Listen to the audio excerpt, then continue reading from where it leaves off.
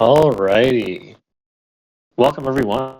Week's community call where we are joined by the bloXroute team or several members of the bloXroute team to discuss a product that they are now offering called the Validator Gateway.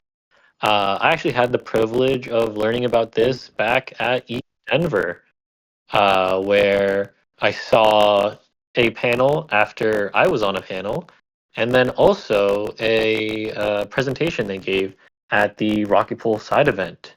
Uh, without further ado, I'd like to introduce the bloXroute team today. Could you all introduce yourselves and also give a little background on your crypto history? Okay, I'll start. This is Curtis, Chief Business Officer from bloXroute. So today we also have like Al, our co-founder, and also Brandon and Connor from our business team to join this call. We're very happy to be here. Like the 10-second intro will be like I joined the industry in 2017. I've been in like a few different roles in a few different industries, and I joined bloXroute around 3 years ago. So. Thank you, Very cool. Curtis. Very cool. This is Eyal. I'm one of the co-founder on bloXroute.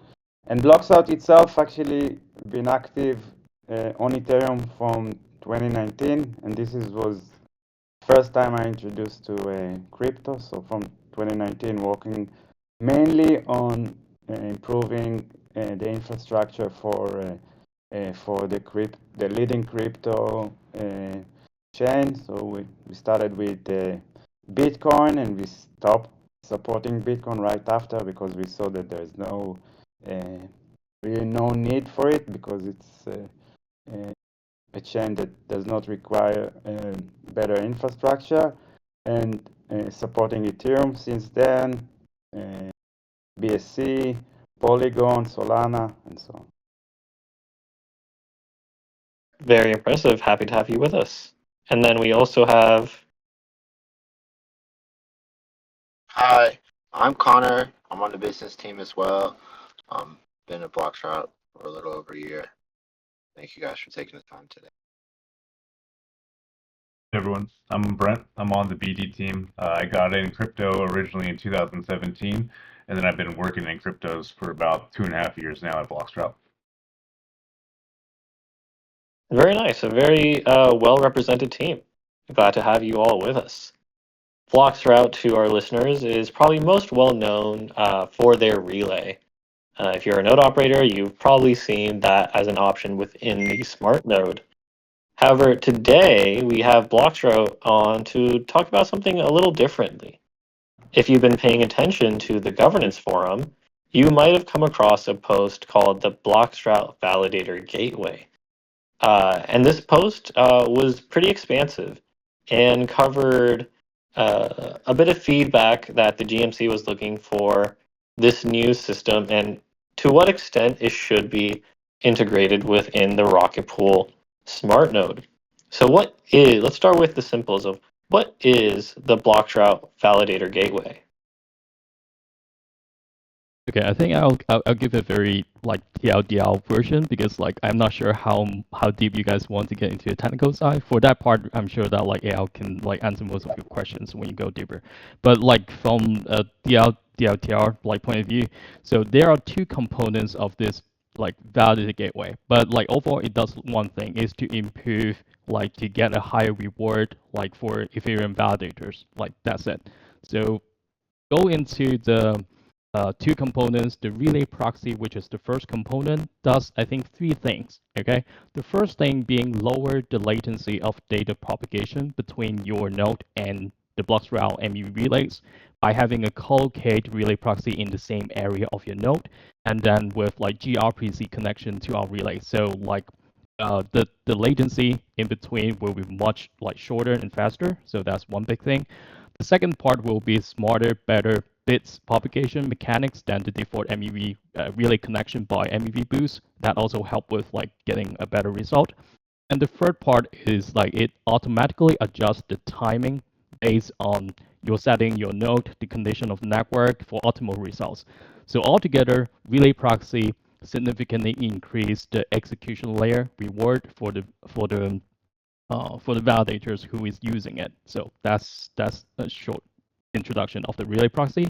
And for the second part is the BDN gateway. So you guys may have heard that like bloXroute has the fastest blockchain data acceleration network in the industry. So connecting your node to our BDN through the BDN gateway speed up data propagation. So like better block synchronization, that leads to the benefit of like reducing missed slots, better sync committee duties, target vote, and etc. So that would be on paper like what it is, and I think you guys probably care about the commercials as well. So I'll give you some numbers we get from our latest users. Right now, I think we have already a huge amount of users. So I think somewhere between like 60 to 90K of validators on Ethereum are already using this like validated gateway product.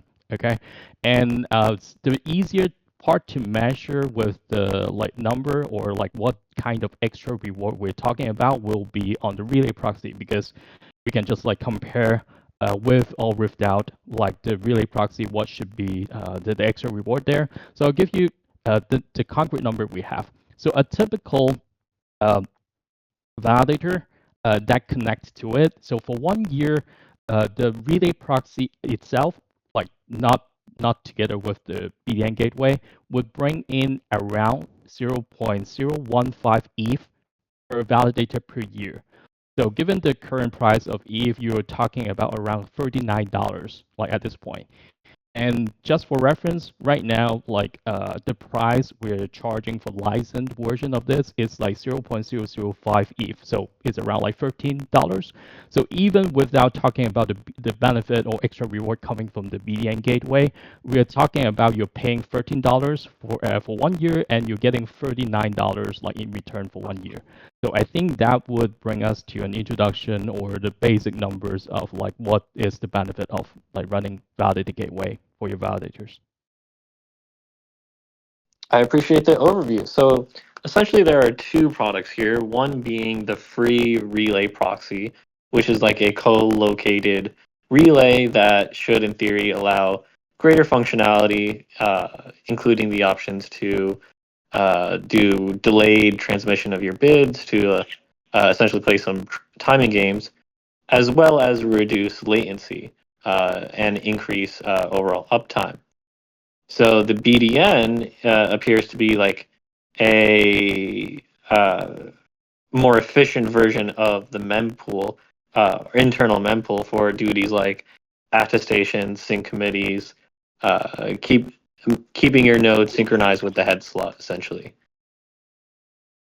Right. I think the easier way to understand this is that like there is a paid version like of the okay. So let me put it this way. If you pay for the license of a validated gateway for one pub key, it means that one of your validators, that pub key, can use like both the relay proxy paid version and connect to the BDN gateway for 1 year. Okay, and for relay proxy, because like you mentioned, there is a free product. It's not exactly a free product. It's more like there is a fee version of it, and there's a licensed paid version of it. So when I'm talking about you pay for the license of the validated gateway, it already composed of the paid version of the relay proxy, and there is an option to go with the fee version of it.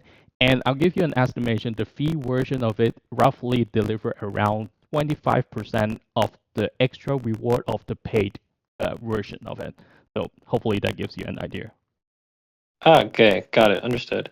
So in terms of the payment structure, one concern that was brought up on the forum is that Rocket Pool runs on sort of a fractional system. So if you're running just a single validator, despite having a full validator's worth of attestation duties, you're actually only contributing roughly 1/4 to 1/3 of the capital of that validator. And even as this scales up, what ends up happening is you end up having many more validators than your capital would suggest you do. So in the current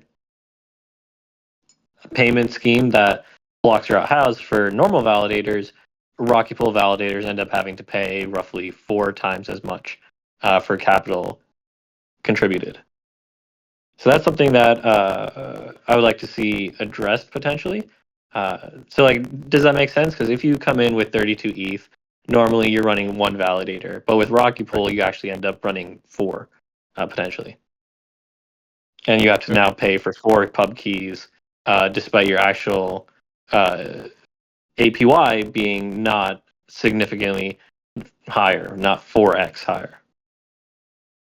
That's a great question. I think like AL can answer this better, but to my take, I think because we work with like a lot of different like staking service providers, staking protocols, and each of them, just like Rocket Pool, has their own like circumstances and use case scenarios. So we're always happy to design something customized to fit into your needs. But let's say if without having looking into like any technical details, so let's say like you said, like if you're staking 32 ETH for one validator normally, but you're running 4 on Rocket Pool. So I think it would depends on if all 4 of this appears to be validators are like connecting and paid for the validated gateway, are you getting 4 times extra of the extra reward compared to one validator, or you don't?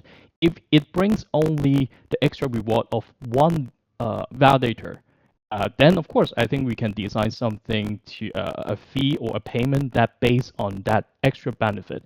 But if actually it would bring in 4 times of a normal the extra reward of one validator, then of course it's charging the same actually benefit for you because you pay for 4 validated gateway license and you get 4 times of the extra reward. So it's still a good deal for like the stakers and node operators of Rocket Pool. Curtis, maybe I want to add something here. So I think that it's a very valid question. And right now, bloXroute, you mentioned earlier about our MEV relays. Right now, together with Ultrasound, we are running the #1 relay, and we're not making any money on those relays. Okay, so we are doing it because we enjoy enjoying it and enjoying the it's not really a competition, but it's like enjoying being at the top. But this is really not our core focus. When bloXroute is obviously a private company, and we're trying to maximize our revenue, but it's not coming from the MEV relay ecosystem. So for Rocket Pool to use our validator gateway, I'm actually seeing 2 different challenging here. The first one is to make sure that Rocket Pool, on the technical side, buy-ins and understand that the validator gateway is a product that should be used. So that's the first part, and that's obviously for me it's a mandatory part before talking about the commercialization. The second part, to find a business agreement that will make sense, especially with this question. I'm sure that we'll find something that will make sense. But I looked a little bit on the feedback for the post that you mentioned earlier, and there were some concern from the community team more about the technical part of the product. So I think this should be the first thing that we should address. You're right. I fully agree with that. So let's jump into some of that. One of the big concerns on the forum post, which was a great forum post, I might add. I love bloXroute, how you guys are approaching this, is that there's worries the BDN network essentially becomes a new source of truth, and that it supersedes the Ethereum network in some ways that could end up adding some tail risk. So can you talk a bit about the technicals of how it is that the BDN makes sure that the node operator is synced up to Ethereum and isn't actually becoming a new source of truth? Or is it becoming a new source of truth?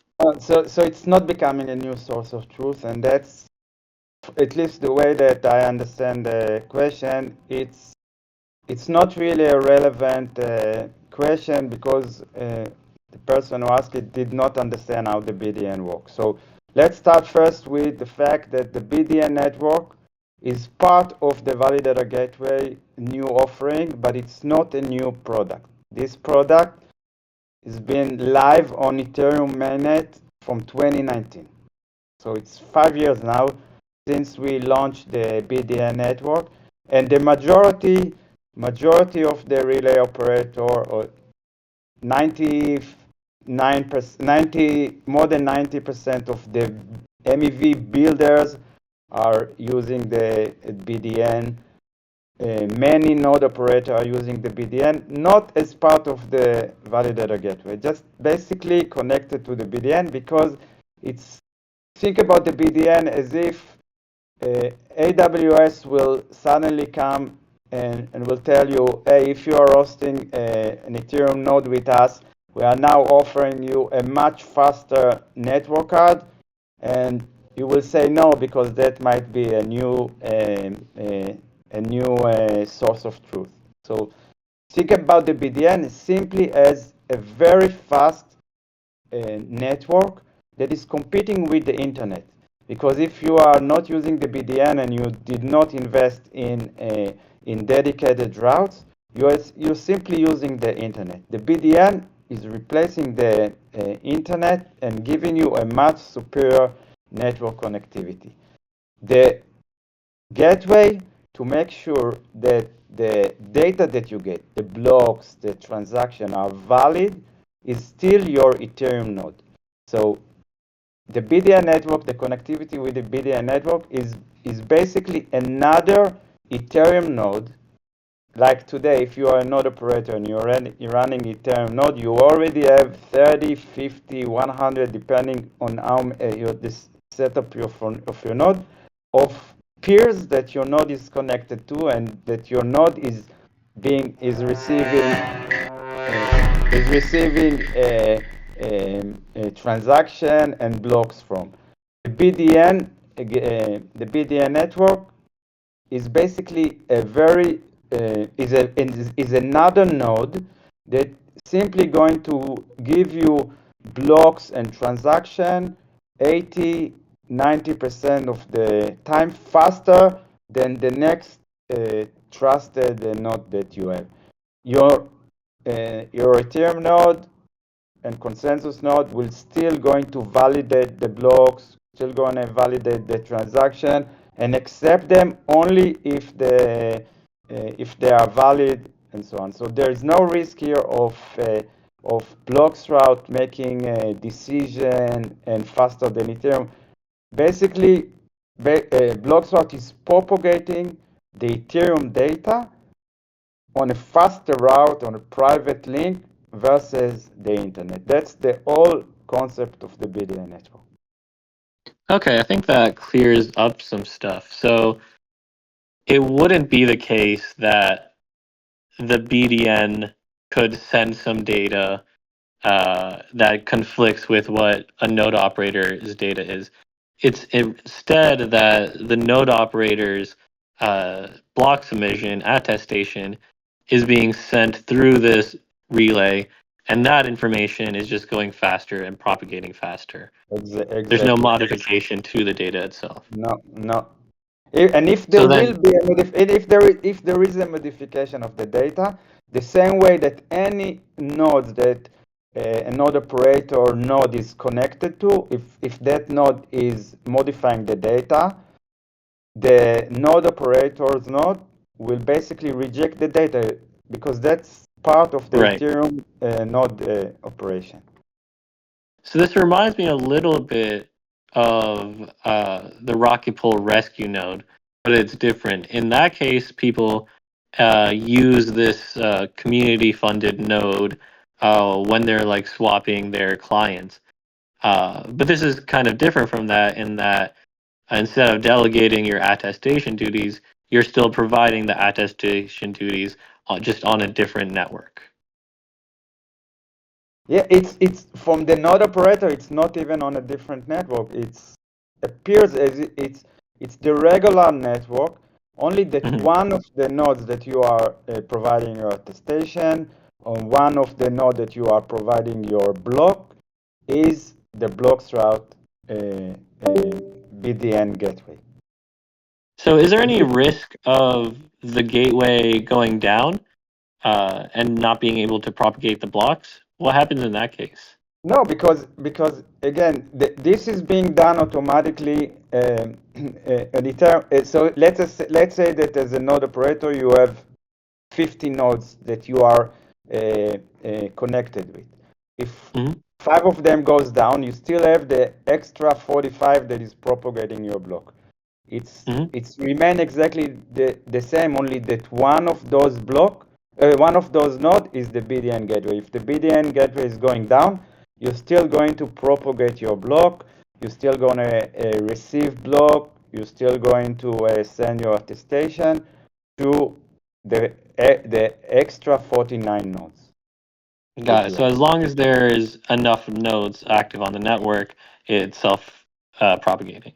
Exactly. So the only thing that a node operator needs to do in order to connect to the BDN network is to take one slot of the trusted peer and assign it to the BDN gateway, because as a node operator, it's in your it's better for you if the BDN gateway will be connected to your node. So if as a node operator you're running your node with 50 peers, you are going to take one slot of that 50 and you're going to mark it as trusted, and connected it to the BDN gateway. So the BDN gateway will always be able to connect to your node and will not get a message such as all slots are being used, and that's it. That's the only change that you need to do. Obviously, you need to provide the BDN gateway your node, and so the BDN gateway will be able to connect to it. But that's the only change that you need to do, and you need to remember that the BDN gateway, as is a product that is live on Ethereum for 5 years now. Yeah, it's pretty well tested by this point. There's never been any issues. There were issues. Of course, there were issues, but the issues were not. It's not caused the node operator not to propagate their data because there is always the parallel processing that is done with the rest of the node. The number one issue I think that we had, it's about 3 or 4 months or something with Ethereum, was that the bloXroute was using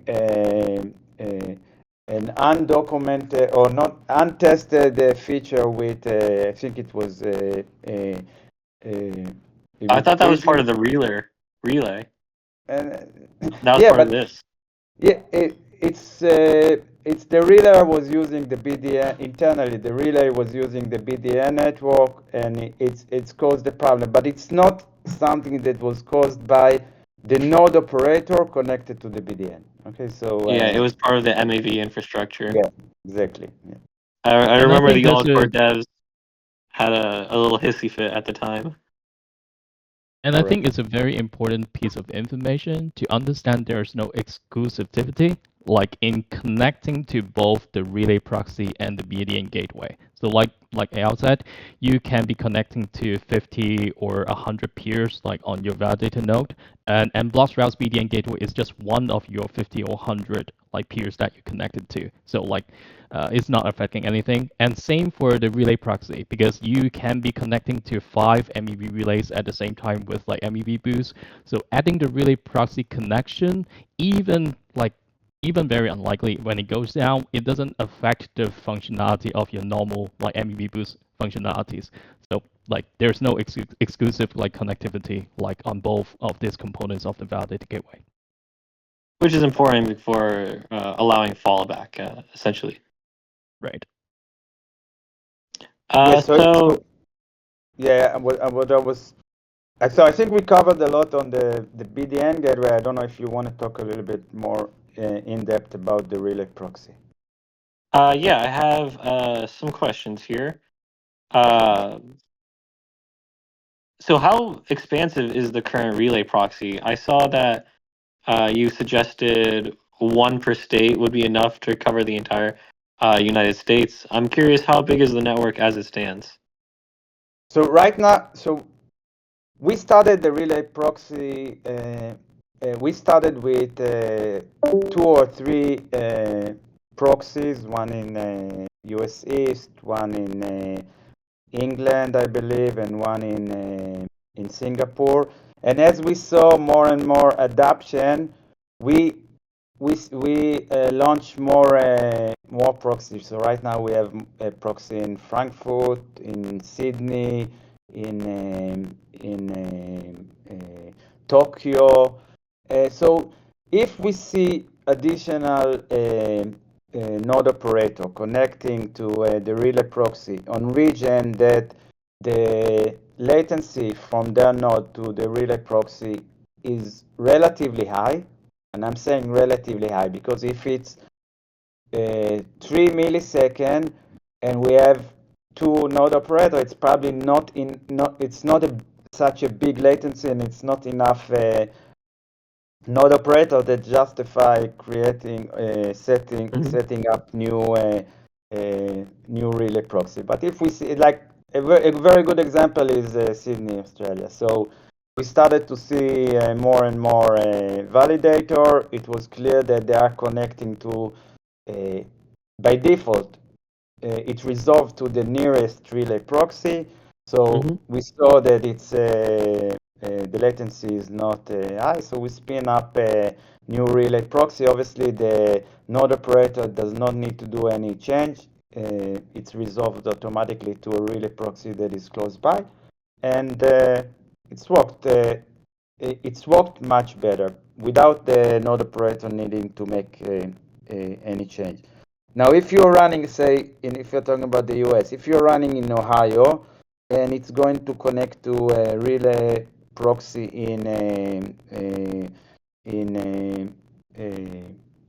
maybe that's not a good example because our relay is actually in New York East, so the advantage will not be that big. But if you are, let's say, you are running in somewhere in Canada. in Canada, for example, and it's going to connect to and you're going to spend 10 milliseconds to get to US East, it's still going to be faster than not using the relay proxy, okay? And I can explain why. But if we see that you are spending 10 milliseconds and we're going to spin up a relay proxy close to you in Canada, then the 10 millisecond will become 1 millisecond, and your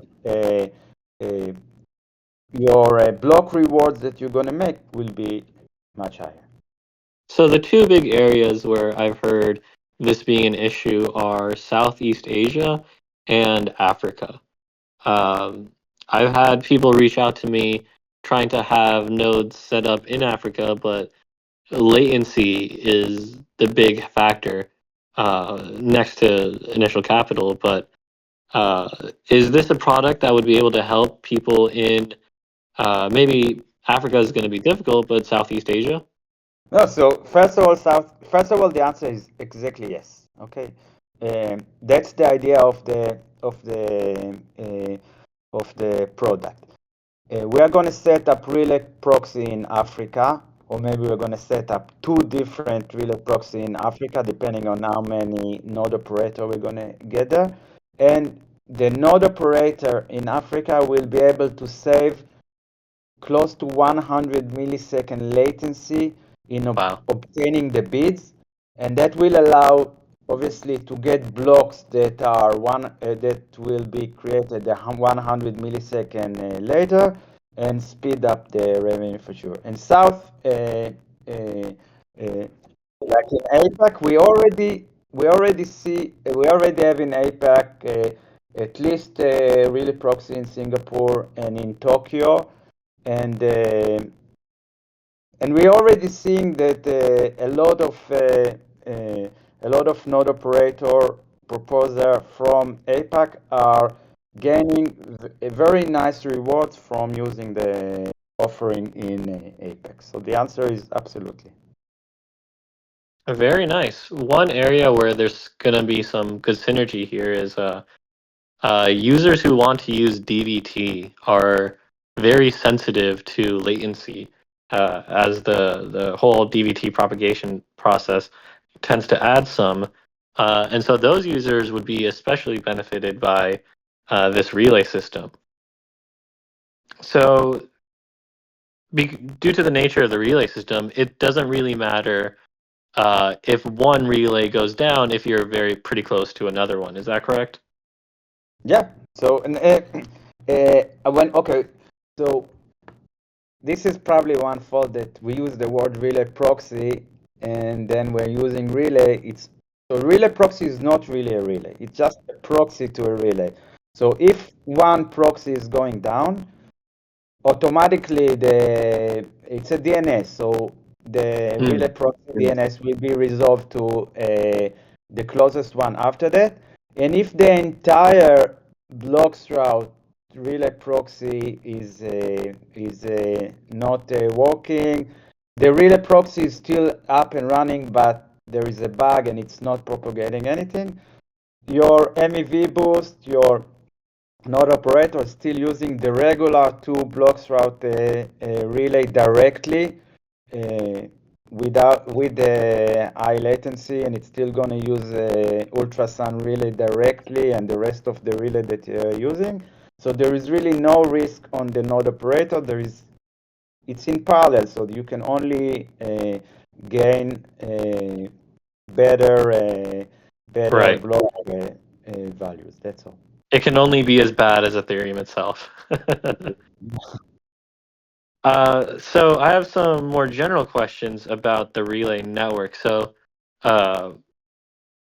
is there any form of censorship on the relay, for example, OFAC compliance, or is that actually more so handled by the selection of relay within the network? Yeah, it's exactly as without the using the offering. Like if you're talking about bloXroute, we operate two relays, and you have the as a node operator, you have the ability to choose what if you want off a compliant block or not, based on your selection of the bloXroute relay. Only blocks that comply with your selection will be propagated through the relay proxy. So the relay proxy itself is not examining the blocks, is not doing any censorship, but it's going to propagate blocks to the node operator based on their selection of blocks. So just to clarify, if a node operator made a decision to use just the bloXroute regulated relay, then only blocks that the bloXroute regulated relay will verify and send to the proposer will be routed through the relay proxy. Great. So it's a neutral infrastructure. It doesn't have any filtration or anything like that. If you are sending uncensored information through an uncensored relay through the BDN, that's completely fine. Likewise, if you choose to be OFAC compliant, that is also completely fine. Exactly, and just to add to that, what we are offering right now is step one. Step two, which I believe will happen when we see more adoption from a node operator and using the relay proxy, is that the other relays, not just bloXroute, will integrate their blocks with the relay proxy, and you are going to start getting from the relay proxy, you're going to start getting blocks that are arriving from other relays. So so it's definitely a natural infrastructure, and in my vision, it's going to be a natural infrastructure that supported relays that are not even from bloXroute. Awesome. I think that covers the questions I have about the BDN. I have some questions now about the bloXroute relay itself, if that's all right. Yeah, absolutely. So one question I have is, do you have an API for retrieving whether or not a block from a builder was offered by the relay? So today there is no API on any relay, as far as I know, on whether on what block was so so a relay is basically providing two functionality. It's providing the bits, reply to a get header request, and it's also providing the blocks, propagating the block through the get payload request. So I think what you're asking here is about the get header request, correct? Yeah, essentially, if there's a historical log of get header requests or get header payloads. So there's no API for that currently on the relay. The only two APIs that we have, and I think that's true for all the other relays as well, is on the blocks that the relay received from the builder. So you can see a list of all the blocks, or at least all the top blocks. Okay, if somebody is submitting a block that is that the value is way too low, us and a few other relays as well will not add it to the API because it's just a block that is not value enough. So you can see a list of all the blocks that bloXroute relay receive from all the builder, and then you can see a list of all the blocks that bloXroute return to as a get payload. There is no API right now for the block that bloXroute send as get header, and the main reason is when in every slot we are getting hundred or thousands of get header requests. So not just a get header from the proposer, and some proposer basically are doing multiply get header, but we also get 100 of get header requests from the non-proposer entity, and so there's no point in retrieving an API. Maybe in the future when Ethereum make a decision to make the get header like to add an auth header for the get header or signature, and it's clear that the get header is retrieved from the proposer, then relays will add that API. Next question. Do you support the question ID equal param at the end of the relay URL? This would be useful for identifying rocket pool nodes. Yeah, we support that on both the MEV relay as well as the relay proxy. Awesome. Just wanted to relay that for the audience. That brings me to the end of the prepared questions. I have a fun question now, if that's all right. And I'm not sure, have you been following, as bloXroute, I'm sure you guys have to, the various different proposals that are being discussed to somewhat radically change the consensus mechanism of Ethereum, or at least the block construction component of it. So the two major contenders at this time appear to be some variant of multiple proposer architecture, or the FOCIL orbit inclusion list view. Do you have a view on the current debate, which direction Ethereum should be heading for to maintain decentralized validators, but also limit the power and value extraction that builders hold? Yeah, so let me just address the inclusion list topic, okay? And obviously what I'm sharing here is my view, it's not bloXroute. Oh, of course, yes. Yeah. Okay, so on one hand, I fully support the concept of inclusion list and the desire of a lot of the community to not to censorship. Okay, and that's a very good mechanism to avoid censorship. So that's on one hand.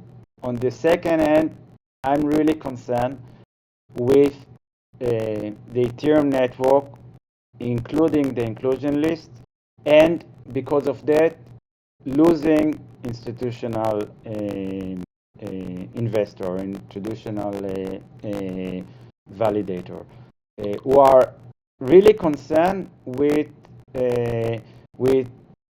breaking their own law by including blocks that contain OFAC ban transaction, money laundering, and so on.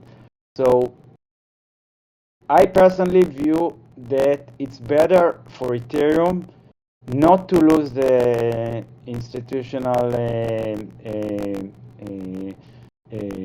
the big entities where that brings the funds to Ethereum. I think it will be a mistake to lose them. So what I want to do, what I want to see is basically a solution like the approach that bloXroute did for the censorship, which giving the the proposer the option to make a decision for themselves and supporting the decision by the proposer and not forcing something on the proposer that might cause them to come to a decision that, as much as we want to support it, we cannot take the risk as a company, and we have to find to move our fund from Ethereum. So that's my personal view, but it's more like a concern. I really don't have a solution for it, and I'm not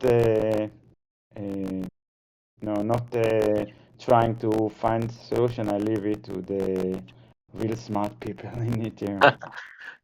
Your concern is a real one, and I think I'm no Ethereum Foundation researcher, but the multiple concurrent proposer idea would allow individual entities to be censoring if they so choose, but because the block is being constructed in real time or is split between multiple parties, these different parties, as long as we have some representation of non-censoring individuals, the network is fine, which is different from inclusion lists where now attesters are forcing proposers to include certain transactions, which, as you point out, makes running nodes in America quite difficult. But where if it's multiple concurrent proposers and you have 10% of your nodes running out of like Southeast Asia where they don't really have to care, then the network is fine. The proposers there can essentially do the hard work, hard labor of the rest of the network. But yeah, I appreciate hearing your thoughts, and I appreciate all the clarity you provided around the relay proxy and BDN as a whole. I'm also glad to hear that there's room to discuss the exact mechanism of payment further. And I think we've helped elucidate some of the concerns people had around the level of trust the BDN has, which, if I interpret it right, is actually quite low. Do you guys have any final comments? Thank you for joining. I just want to thank you for having us, and hopefully we can move forward, and definitely if there will be additional question, we're happy to do it again. Yes, yeah, always welcome to back for more discussions, especially if people are still unsure about the technicals of the BDN. From my view, it seems like the relay proxy is a no-brainer. That's just immediately going to be, increasing revenue and increasing effectiveness. And the BDN seems like a case-by-case individual node operator should decide.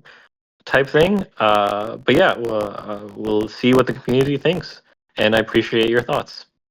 Thank you so much. All right, thank you everyone for joining and tuning in. This has been this week's Rocket Pool Community Call featuring bloXroute. I believe we will not be having Langers on today, but next week you can make sure to catch him for a juicy episode and community event. Do we have any updates for the crowd, Mav? Mav might not be around at the moment. But yeah, thank you all for joining. You can find in the events tab when the next call will be. Alrighty. Cheers, everyone. Goodbye.